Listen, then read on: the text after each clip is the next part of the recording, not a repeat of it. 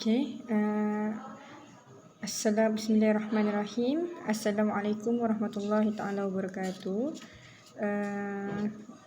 Untuk hari ini pada tarikh 5 hari bulan 2 2021 bersamaan dengan hari Jumaat, kita akan mempelajari tajuk adab dan akhlak Islamiah seperti yang telah dinyatakan di dalam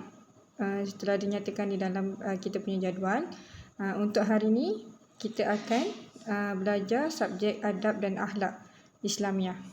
Okey, tanpa membuang masa, kita mulakan dulu kita punya sesi pembelajaran kita dengan Ummul Kitab Al-Fatihah. A'udzubillahi minasyaitonirrajim. Bismillahirrahmanirrahim. Alhamdulillahirabbil alamin. Arrahmanirrahim. Maliki yaumiddin. Iyyaka na'budu wa iyyaka nasta'in. Ihdinas siratal mustaqim. Siratal ladzina an'amta 'alaihim ghairil maghdubi 'alaihim waladdallin. Amin. Okey. Tanpa melengahkan masa lagi, seperti yang video pernah saya beri sebelum ni, video pengenalan, kita akan mempelajari sebanyak 7 subjek pelajaran yang utama. Yang utama iaitu adab berjalan, lagi adab bertanya, adab menziarahi kubur dan lain-lain. Okey, untuk hari ini, subjek hari ini ialah adab, dan untuk hari ini kita akan belajar topik pelajaran 1. Okey, pelajaran 1 iaitu adab berjalan. Okey, apa yang kamu semua tahu tentang adab berjalan ni? Adab berjalan, daripada tajuk saja kita dah dapat bayangkan. Okey, kita nak belajar tentang adab berjalan. Nampak tak indahnya Islam ni, sampaikan kita berjalan pun ada adab yang diajarkan oleh Islam. Okey, dalam tajuk ni, dalam topik ni, Ustazah akan terangkan apa yang kita akan dapat pada akhir pembelajaran kita nanti. Okey, akhir pembelajaran kita nanti, Ustazah dan kamu semua akan dapat hasilnya dengan menyatakan adab-adab ketika berjalan, membezakan cara berjalan yang beradab dan tidak beradab. Okey, kita boleh bezakan lah, sebab awak dah tahu, dah belajar, jadi awak dapat bezakan. Oh, macam ni cara orang berjalan secara beradab, sopan santun. Oh, macam ni cara orang berjalan yang tidak sopan, kurang ajar, tidak tak ada moral, macam tu. Okey, seterusnya kita dapat mempelajari bacaan doa dan dapat membaca doa ketika berjalan. Ingat, dalam berjalan pun bukan tak ada doa. Ingat apa? Macam makan je ada doa, minum je ada doa, tidur je ada doa. Okey, berjalan pun kita akan ada doa yang tersendiri.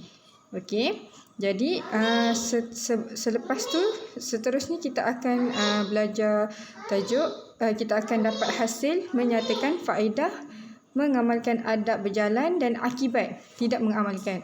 Okey, apa faedah? Apa faedah yang kita akan dapat? Faedah tu macam kebaikan lah. Apa kebaikan kita? Apa yang kita buat mesti, apa-apa perkara yang kita buat, sesuatu perkara yang kita buat, pasti akan ada dia punya kebaikan dia.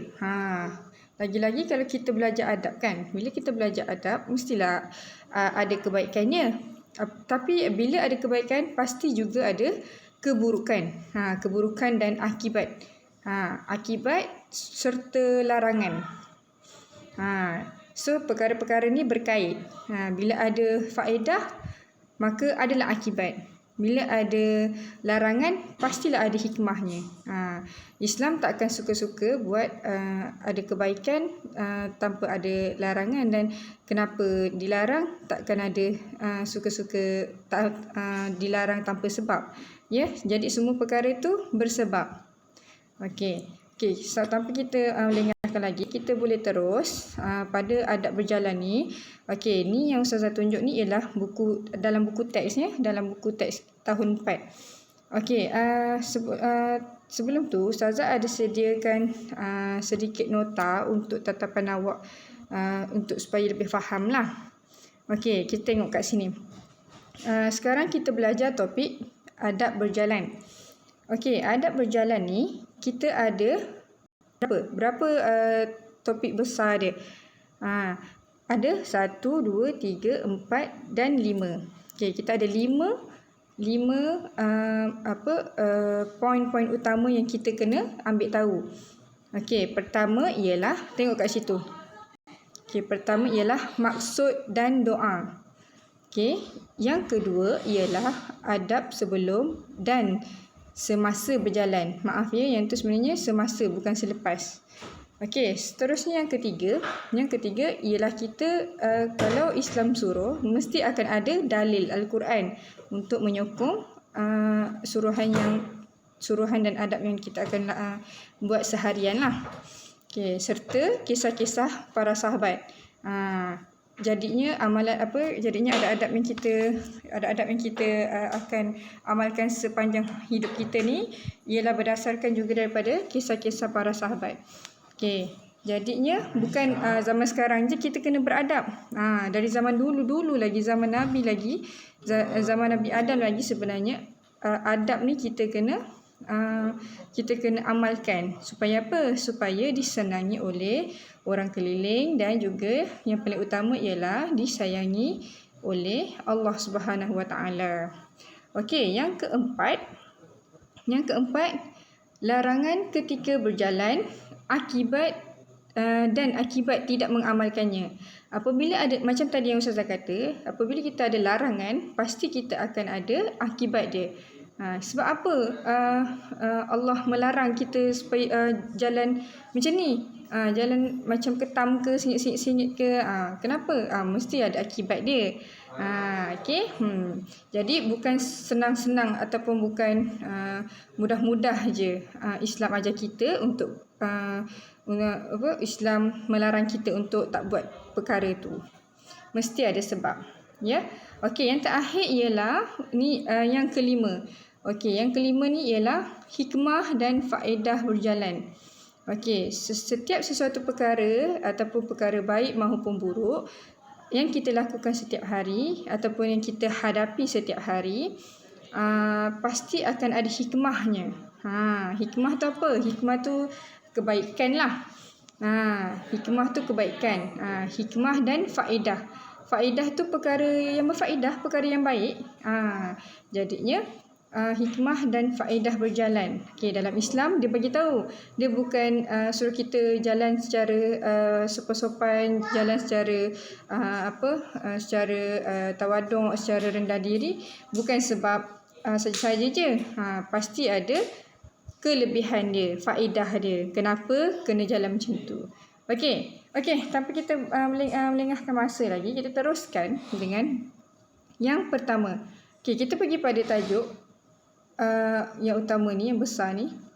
Okey, yang pertama tu, nombor 1, maksud dan doa. Okey, tengok dekat kotak pertama merah ni. Okey, Ustazah ada tulis kat situ berkenaan dengan maksud. Okey, apa itu maksud berjalan? Takkan tak tahu kan awak? Kalau awak tak tahu berjalan tu apa, baik awak tak payah ada kaki kan. Jadi itulah kegunaan kaki adalah untuk berjalan. Okey, kita tengok maksud berjalan ialah bergerak untuk menuju ke satu tempat dengan berjalan kaki. Nampak? Kita berjalan tu mestilah gunakan kaki. Ada ke orang jalan guna tangan? Itu kalau orang yang tiada keupayaan. Itu kalau Allah dah tarik nikmat dia lah, ataupun Allah uji dia. Tapi kalau orang yang normal, orang biasa macam kita akan berjalan menggunakan kaki. Ya, jangan ada pula orang yang awak-awak ni ada yang jalan guna kepala pula. Lain macam dah tu kan. Okey. Jadi, kat situ kita bagi contoh. Yang kedua, kita tengok kotak yang kedua. Ustazah buat tu, yang bawah. Okey. Kotak yang kedua, kat situ Ustazah ada bagi contoh. Ya, contoh untuk contoh berjalan. Okey, apa tujuan awak berjalan? Kenapa awak berjalan?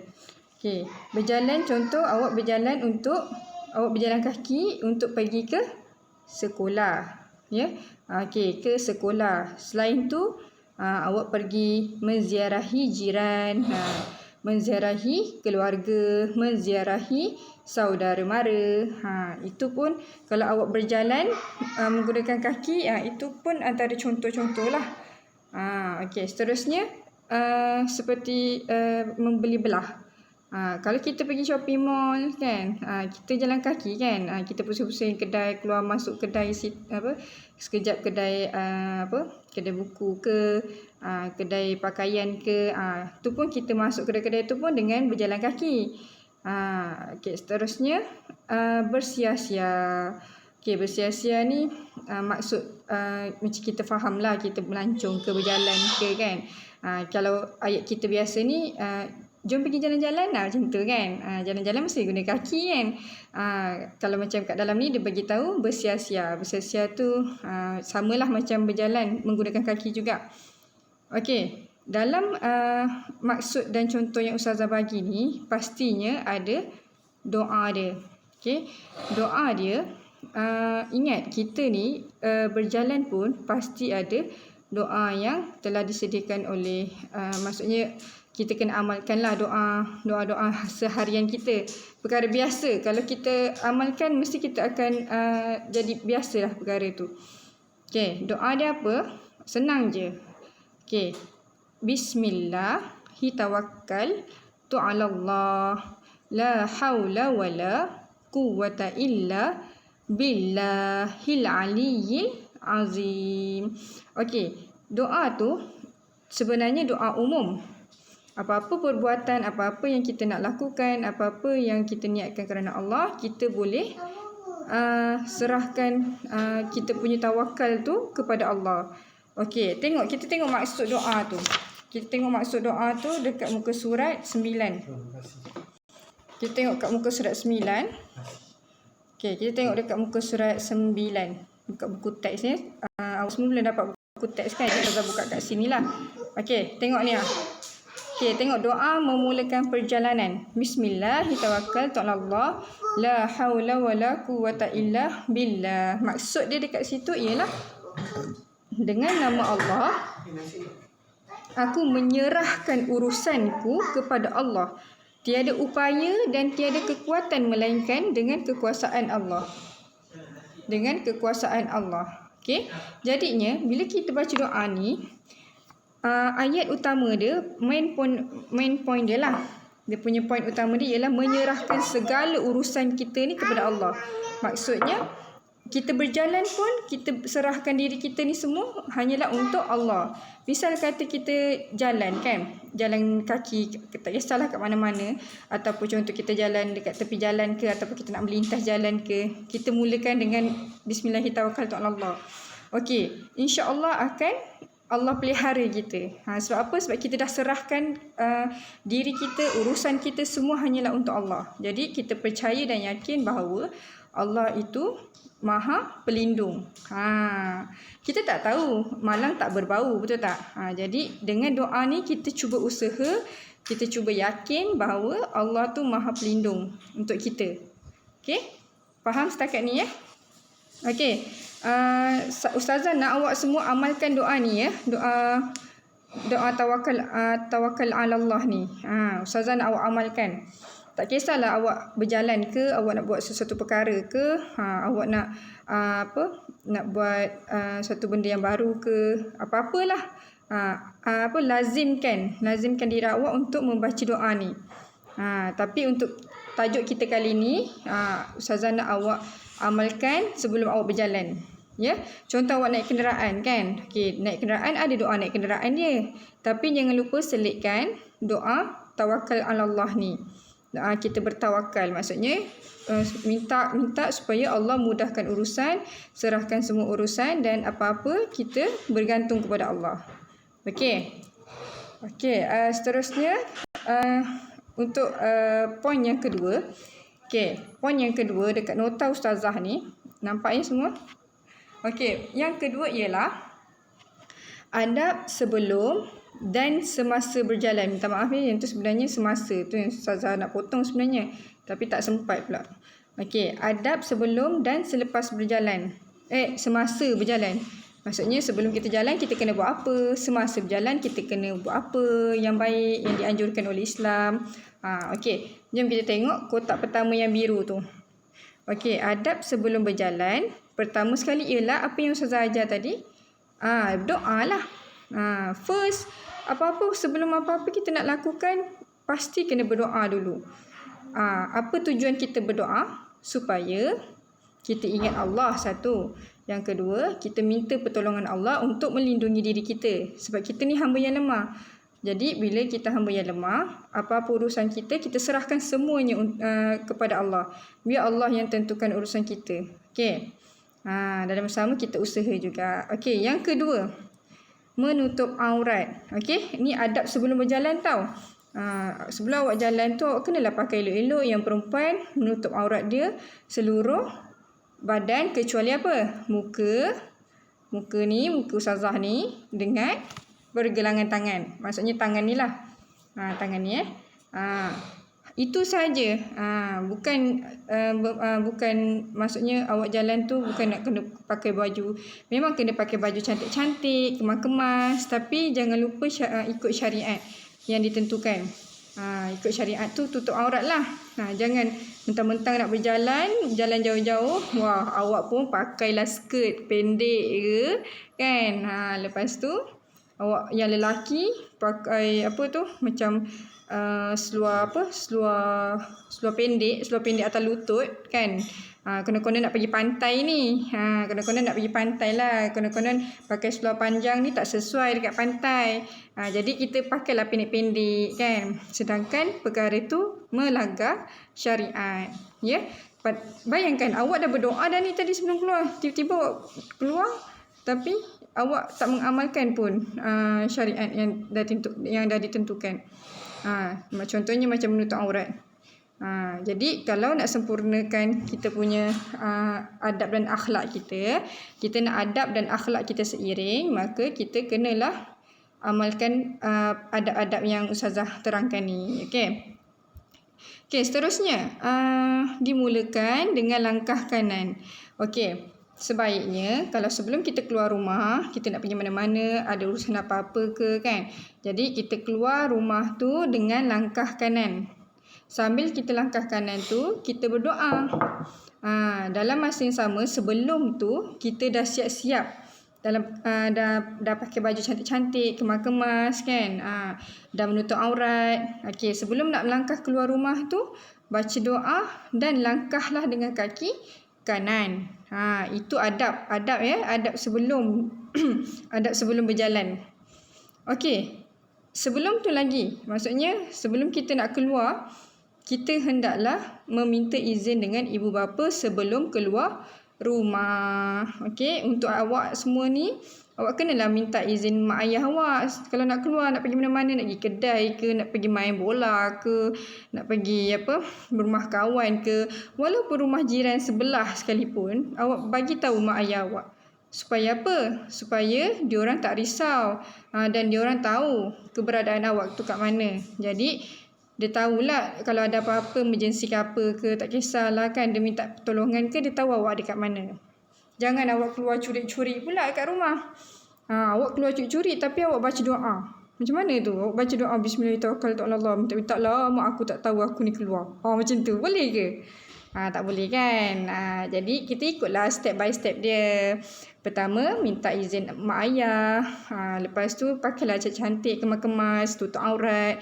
Pakai baju, yang perempuan pakai baju lengan panjang, yang lelaki pakai seluar panjang, jangan pakai seluar pendek. Sebab lelaki aurat dia dari pusat hingga ke lutut. Jangan ambil remeh ya.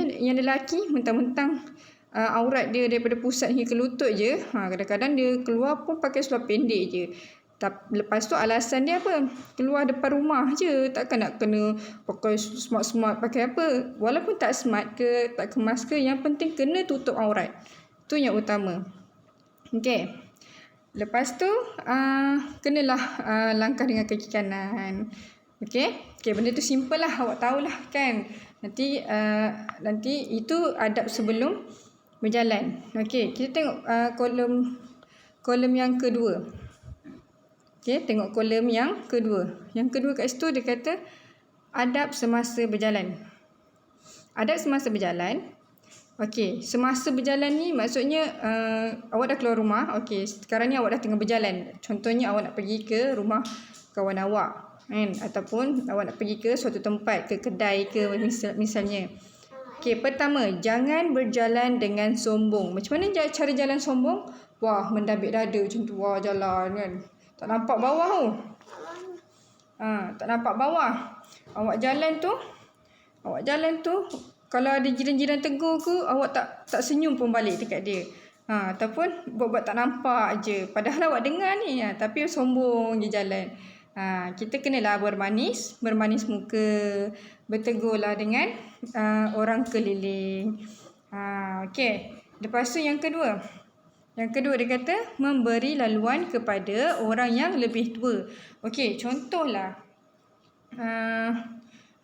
ada sesuatu perkara, contoh macam yalah, kita nampak ada orang tua sebelah kita pun nak melintas kat satu jalan tu kan, ataupun nak lalu kat satu jalan tu, sedangkan jalan tu sempit.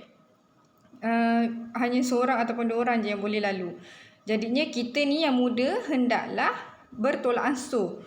Maksudnya utamakan yang lebih tua dari kita dulu jalan. Jangan nampak orang tua, kita pula yang berlumba-lumba dengan dia nak berjalan. Tak payah, tak perlu, tak baik dan tak sopan.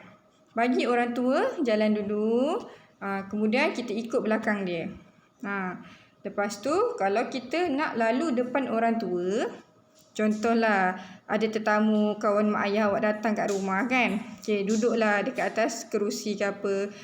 Lepas tu awak nak lalu untuk keluar rumah ni. Awak terpaksa lalu depan dia orang. Jadi awak kena buat apa? Awak kenalah tundukkan sikit kepala, tanda hormat, untuk minta izin dengan orang tua, kita keluar dulu. Itu kalau dia tak nak keluar lah. Kalau dia nak keluar dulu, bagi kita utamakan yang tua keluar dulu. Okey. Ini perkara basic, perkara asas. Ustazah rasa perkara ni mak ayah awak pun dah memang ajar awak daripada kecil. Jadi perkara ni macam umur awak yang 10 tahun ni mudahlah untuk faham. Awak bukan dah 1 ataupun 6 tahun lagi kan. Okey, yang seterusnya kenalah melangkah dengan sopan. Seterusnya berhati-hati ketika berjalan. Jalan ni jangan gopoh-gapah. Jalan ni jangan kelangkabut je macam jalan nak terjatuh ke apa ke. Jalan hati-hati, jalan bertenang, relax.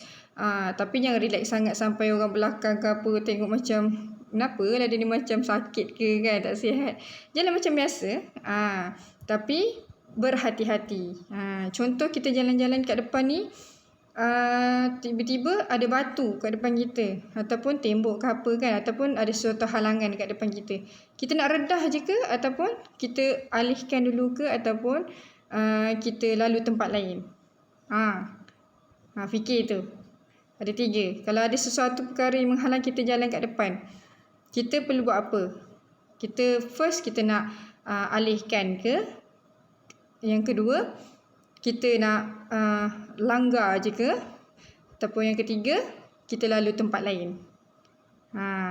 Okey, itu awak fikir. Sebab tu dia cakap kat dalam ni, masa kita berjalan tu kita kena hati-hati. Awak pilihlah antara 3 tu. Bergantung pada situasi. Kalau benda tu kecil, awak larat nak angkat untuk galihkan untuk keselamatan orang lain juga. Contoh ada batu kecil ke apa ke kan. Lepas tu ada kayu ke apa, kalau awak larat nak angkat tepikan, awak galihlah kan. Untuk keselamatan orang lain juga. Tapi kalau benda tu berat, besar, memang kita tak terlarat lah kan. Kita kan kanak-kanak kan. Jadi kita ada limit kita nak angkat sesuatu perkara tu. Jadi kalau tak larat ataupun tak mampu, tak apa, kita lalu ataupun pilih jalan yang lain. Okey, mudah je. Jangan pula awak pergi redah je jalan tu. Jangan redah je jalan tu, bahaya. Dia akan membahaya dan memudaratkan diri awak. Awak boleh fikirlah perkara ni mudah je.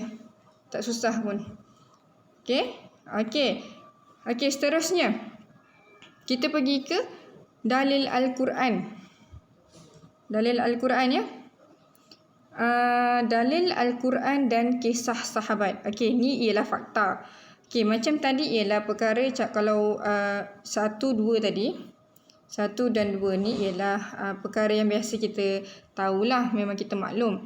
Okey, yang ketiga ni ialah fakta. Kita tak boleh ubah. Memang dah diceritakan dalam Al-Quran dan memang ada kisah sahabat pada zaman dahulu.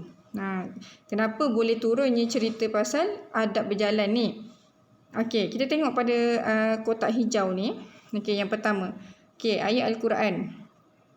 Ayat Al-Quran dia kata a'udzubillahi minasyaitonirrajim wala tus'ir khaddaka lin-nas wala tamshi fil ardi maraha innallaha la yuhibbu kulla mukhtalin fakhur.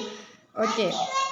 Maksud dia dekat situ, jom kita tengok dekat muka surat 11. Dekat muka surat 11 buku teks lah. Okey, kita tengok muka surat 11, 9, 10, okey 11. Okey. Ini dalil dia. Okey. Setiap perkara yang disuruh pasti ada dalilnya. Okey, tengok. Maksud dia, dan janganlah kamu memalingkan mukamu dari manusia kerana sombong. Dan janganlah kamu berjalan di muka bumi dengan angkuh. Sesungguhnya Allah tidak menyukai orang-orang yang sombong lagi membanggakan diri. Ingat tu. Ayat ni ayat larangan, ya. Ayat larangan yang diturunkan kepada kita umat Islam, umat Nabi Muhammad, supaya kita berhati-hati semasa berjalan dan jangan melakukan perkara yang tidak disukai Allah, iaitu apa dia? Bongkak, angkuh, sombong. Kadang-kadang orang kaya kan, ada mentang-mentang wah aku banyak duit kan, aku boleh beli apa saja aku nak. Jalan pun dah berubah, mendabik dada, lepas tu pandang atas kan, macam belagak. Saya cerita belagak. Ingat orang tak suka, ingat Allah pun tak suka. Jadi bila perkara orang tak suka ni takkan kita nak buat, betul tak? Mestilah kita hindari. Maksudnya kita janganlah buat. Senang cerita. Kalau awak buat, awak sendiri yang mengundang haters. Apa zaman-zaman sekarang ni istilah dia haters. Awak yang mengundang orang supaya membenci awak dengan sikap awak macam tu. Okey. Jadi kita jalan biasa je. Kita jalan di muka bumi ni jalan secara sederhana saja, ya. Okey. Jadi dekat situlah maksud ayat yang cuba nak disampaikan. Tengok. Ayat ini menjelaskan larangan bersikap sombong semasa berjalan dan dalam kehidupan seharian. Samalah macam yang Ustazah explain tadi, terangkan tadi. Okey. Kita balik pada nota Ustazah tadi. Okey. Itu untuk ayat Al-Quran. Okey, untuk kisah sahabat pula. Okey, tengok kisah kotak yang hijau nombor 2 ni kan. Okey, kisah Khalifah Umar Al-Khattab. Tulisan kuning tu, kisah Khalifah Umar Al-Khattab. Okey, siapa dia Umar Al-Khattab ni? Umar Al-Khattab ni ialah siapa dia? Umar Al-Khattab ni ialah antara Khulafa Ar-Rashidin. Sahabat Nabi yang paling rapat dengan Nabi. Okey. Sini Ustazah ceritakan kisah mereka. Kisah Khalifah Umar Al-Khattab dan pemuda berjalan tempang. Okey, siapa nak dengar cerita? Okey, semua nak dengar cerita kan? Okey. Jadi Ustazah bacakan, Ustazah cuba ceritakan bagi awak faham. Okey, suatu hari Khalifah Umar Al-Khattab radhiyallahu anhu melihat seorang pemuda berjalan seperti orang sakit. Macam mana cara jalan orang sakit? Lemah, longlai, macam tak nak jalan, macam nak terjatuh. Macam tu kan? Lalu Umar pun bertanya kepada pemuda itu, apakah engkau sedang sakit? Kan? Umar tanya, wahai pemuda, apakah engkau sedang sakit? Pemuda itu pun menjawab, tidak, aku tidak sakit.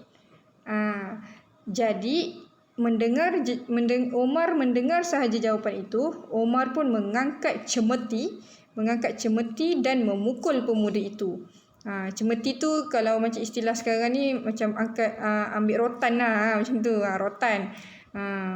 Jadi Omar ni antara sahabat Nabi yang tegas, yang garang, yang tegas. Okey, jadi dia ambil rotan, cemeti dan dia pukul pemuda tu. Omar pukul pemuda tu. Ia lalu memerintahkan anak pemuda itu untuk berjalan dengan tegak. Maksudnya tujuan Omar pukul pemuda tu sebab Omar cakap suruh jalan secara tegak. Jalanlah betul-betul. Kenapa kau nak kena jalan long-long-long-lai kalau kau tak sakit kan? Itu kalau ada orang kat belakang dia nak jalan juga, tak ke membahayakan ataupun tak ke merisaukan orang belakang kan? Jadi kenalah jalan macam biasa. Jalan seperti kudrat yang kita ada. Jangan main-main lah macam penagih dadah tu ke kan? Dia jalan lemah longlai macam tu. Kalau ada Saidina Umar zaman sekarang, habis semua kena belasah dengan Saidina Umar. Jangan main-main. Saidina Umar garang. Okey.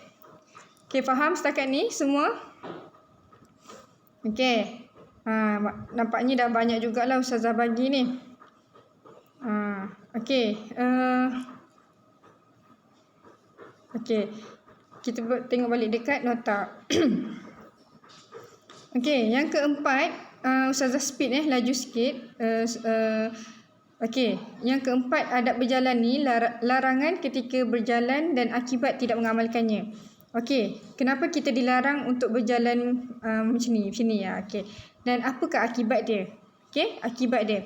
Okey, kita tengok kotak merah yang pertama tu, tulisan kuning dia kata larangan ketika berjalan. Okey, pertama dia kata jangan jalan tengah-tengah jalan. Confirm lah bahaya. Ada kereta laju-laju awak, tiba-tiba awak nak berjalan kaki dekat tengah-tengah highway. Gila. Macam tu lah. Awak boleh fikir kan, benda tu bahaya ataupun tak bahaya.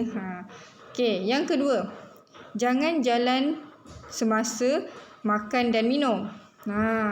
Okey, nanti kita akan belajar dekat adab keramaian tu, ada adab makan dan minum. Awak makan dan minum sambil berjalan, memang daripada kecil dulu mak ayah awak dah larang kan untuk makan ataupun minum sambil berjalan. So Ustazah tak payah terangkan panjang-panjang lah, perkara itu semua orang tahu. Okey, seterusnya Allah melarang berjalan di atas bumi dengan takabur. Takabur tu apa? Yang macam Ustazah terangkan tadi. Takabur tu ialah sombong, bongkak, belagak. Tu dia punya semua adik-beradik dia lah. Allah tak suka ingat. Allah yang tak suka ni. Bukan Ustazah je yang tak suka. Bukan mak ayah awak je yang tak suka. Allah Subhanahu Wa Taala ni yang tak suka. Jadi buat apa kita nak buat perkara yang Allah tak suka, sedangkan banyak lagi perkara-perkara yang kita boleh buat mendatangkan kesukaan Allah kepada kita, kecintaan Allah pada kita hamba-Nya. Okey, itu banyak lagi sebenarnya larangan ketika berjalan. Kalau kita tengok kat dalam buku teks, banyak lagi sebenarnya. Tapi sebabkan Ustazah nak terangkan ke awak, jadi Ustazah ambil beberapa poin lah. Beberapa poin yang mudah dan ringkas. Okey, seterusnya akibat pula. Akibat tidak mengamalkan cara adab berjalan yang dah ditentukan. Okey, kenapa akibat ni maksudnya keburukan lah. Kalau awak tak jalan macam gitu, apa yang awak akan dapat? Okey, pertama, first tu awak akan mendapat dosa. Mendapat dosa sebab apa? Sebab memudaratkan orang lain. Banyaklah dosa yang awak tak perasan. Lepas tu mesti awak pelik kan, takkan berjalan pun boleh dapat dosa Ustazah kan? Itu yang kita kena belajar adab ni. Dalam diam rupa-rupanya kita rasa kita macam tak ada buat dosa, rupa-rupanya berdosa. Macam tu. Okey, yang kedua, terdedah kepada bahaya. Terdedah kepada bahaya lah. Contoh macam tadi yang saya terangkan, awak jalan kaki, lepas tu awak nak jalan dekat tengah-tengah jalan, tak ke benda tu terdedah kepada bahaya dan memudaratkan diri awak serta orang keliling? Perkara tu yang awak kena ambil tahu. Dan itulah antara akibat-akibat kalau kita tak buat, tak ikut cara yang dah dibagi tahu adab berjalan ni. Okey, seterusnya tidak berdisiplin. Tidak berdisiplin tu kadang-kadang melalui cara jalan kita pun orang dah tahu dah kita ni jenis berdisiplin ke, tak berdisiplin ke, jenis baik ke, tak baik ke. Memang kadang-kadang daripada segi cara jalan kita pun orang lain boleh nilai kita. Okey, seterusnya tidak disukai orang lain. Samalah tu maksud dia. Jadi akibat-akibat ni semua kita takkanlah nak amalkan kalau benda tu semua buruk kan. Jadi kalau boleh kita elakkan. Ya. Okey, seterusnya yang kelima. Yang kelima ialah Yang kelima ialah hikmah dan faedah berjalan. Okey, hikmah ni macam biasalah, setiap perkara yang baik ataupun buruk pasti ada hikmah di sebalik. Hikmah tu kita tak tahu benda tu akan datang.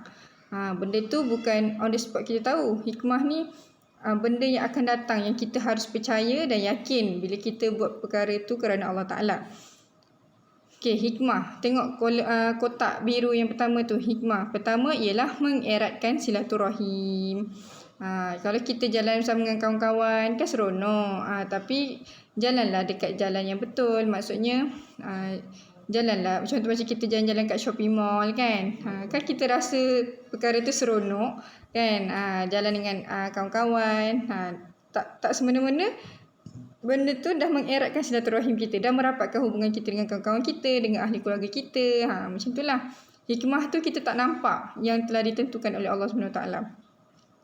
Okey, seterusnya hikmah ni kalau kita jalan cara elok, adab, sopan kan, ia adalah amalan yang mulia. Lepas tu wujud suasana harmoni. Jadi kalau awak jalan ikut contoh kan ada tempat berjalan kaki kan. Ada tempat berjalan kaki, ada tempat motor, ada tempat kereta. Jadi awak ni tengah jalan kaki, jadi awak pilih dekat tempat berjalan kaki. Contoh kalau awak nak melintas jalan, ada jejantas kat atas tu dah disediakan, awak guna jejantas tu.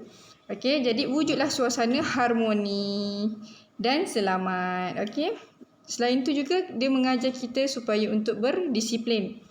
Ya, kalau contoh jejantas disediakan, tapi awak nak juga lintas dekat jalan besar bawah tu, membahayakan diri awak juga. Jadi kat situ dah nampak dah awak ni tak berdisiplin. Kita dah contoh macam kita dah sediakan tempat tapi awak tak nak memudahkan. Tak nak ikutlah. Jadi membazir kat situ. Rugi. Okey. Seterusnya faedah pula. Faedah untuk kita berjalan kaki ni, pertamanya ialah mengawal berat badan. Okey, siapa-siapa yang nak diet tu seronok suka dengan perkataan mengawal berat badan ni. Sebab sekarang kan semua mudah kan, dah ada motor, ada kenderaan, ada kereta, ada basikal kan. Jadi semua kalau boleh nak naik kenderaan lah untuk mudahkan. Tapi kalau zaman dulu-dulu kalau tak ada, diorang kan naik unta ke naik jalan kaki kan. Sebab itulah ada adab berjalan ni. Perkara ni pun diceritakan tentang adab. Okey, seterusnya menyihatkan tubuh badan, dapat menghindari penyakit. Okey, perkara-perkara faedah ni ialah contoh yang lebih dekat dengan kita kalau nak dikaitkan dengan kesihatan ialah kalau kita banyak berjalan, maka jantung kita pun akan lebih sihat. Jantung kita akan lebih sihat dan dia akan pump ikut rentak. Maksudnya dia akan pump kita punya jantung mengikut kuantiti dan oksigen yang diperlukan oleh dalam badan lah. Sebab tu ada faedah untuk berjalan kaki, bukan saja-saja. Dan satu lagi, kita bersyukurlah sebab Allah kurniakan kita tulang 4 kerat orang kata kan. Ada tangan, ada kaki. Apa salahnya guna kaki dekat kat perkara yang betul kan. Pergi tempat-tempat yang baik, pergi ke masjid jalan kaki. Itu semua dikira pahala. Setiap langkah-langkah awak pergi ke masjid, awak pergi ke sekolah, tempat-tempat baik menuntut ilmu, setiap langkah-langkah awak tu, awak berjalan tu, semua dikira pahala. Siapa yang tak nak pahala kan? Mudah je kalau nak buat pahala. Yang penting niat. Doa yang pertama tadi tu. Doa tawakal ala Allah. Sebab Allah menilai kita dari niat.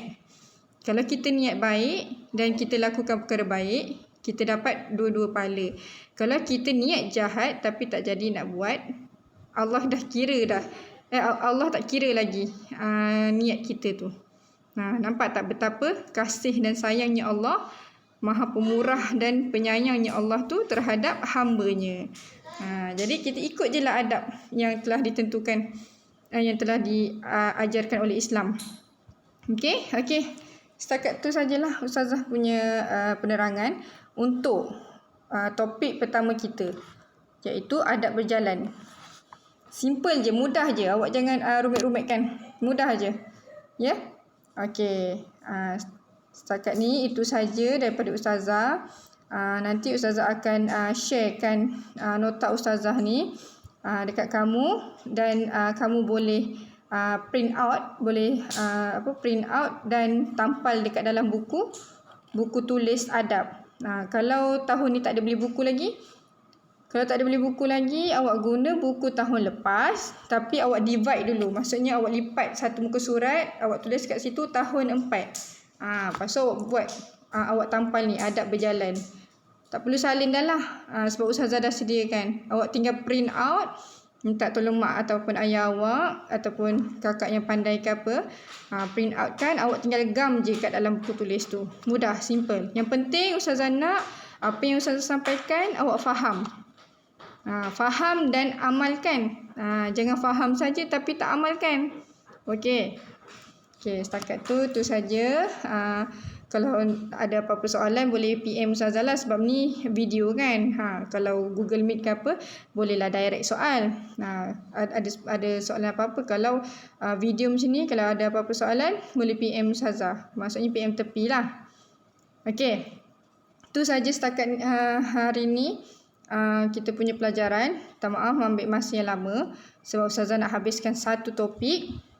Sebab kita akhlak sangat mudah, tak susah pun. Nanti Ustazah akan kalau awak dah baca, nanti Ustazah akan bagi awak tugasan lah.